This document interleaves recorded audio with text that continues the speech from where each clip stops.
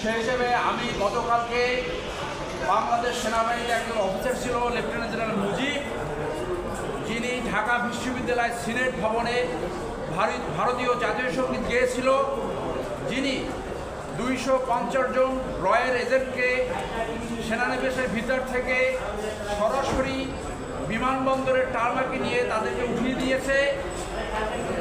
সেগুলোর বিচার অন্যভাবে হবে, কিন্তু আমি আপনাদের সামনে আসছি তার দুর্নীতির খতিয়ান নিয়ে।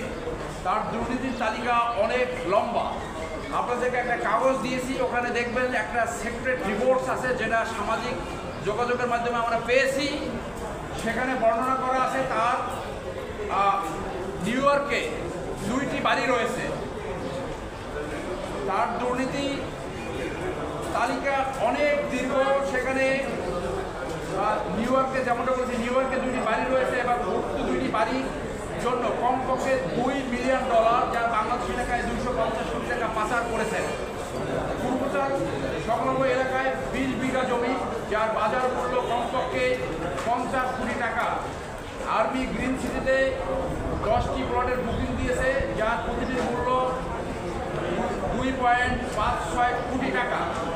এসিবি চত্বরে ঢাকা সেনানিবাস সংলগ্ন বিজে টাওয়ারে তার 9টি ফ্ল্যাট রয়েছে। ডিজিএসএসএফ থাকাকালীন পতিত শেখ হাসিনার সাথে দেখা করার জন্য প্রত্যেক বিজনেস পার্সনের কাছ থেকে কমপক্ষে 10 লক্ষ করে টাকা নিতেন। ব্যবসায়ীদের কাছ থেকে একাধিক গাড়ি উপর দিয়েছে।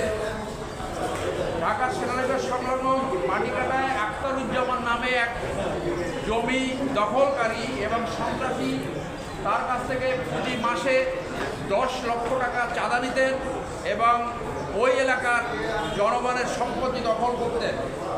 আমরা এই সমস্ত অভিযোগের ভিত্তিতে দুর্নীতি দমনের চেয়ারম্যান এবং দুর্নীতি দমন কমিশন অনুসন্ধান বরাবর একটি আবেদন জানিয়েছি, তার এই দুর্নীতি অনুসন্ধান করে আইনগত ব্যবস্থা গ্রহণ করার জন্য।